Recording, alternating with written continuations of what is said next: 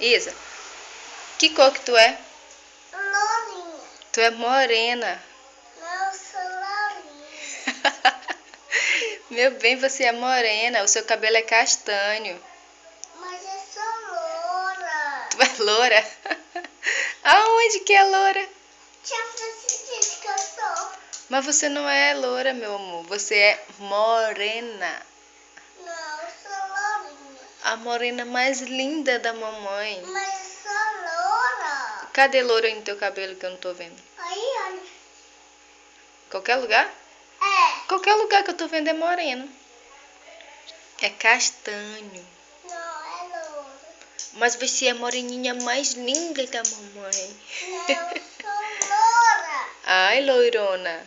Tu, Eu já vi que eu sou loura.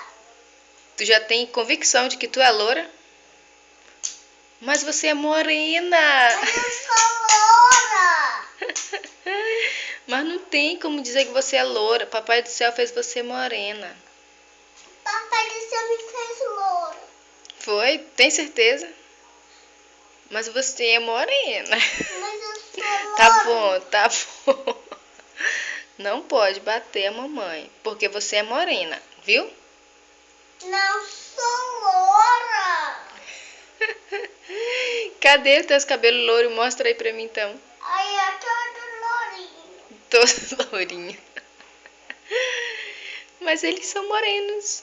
Não sou louro. Tá bom então, lourinha. Mas saiba que você é morena. Não. No seu registro de nascimento tá lá, morena. Não.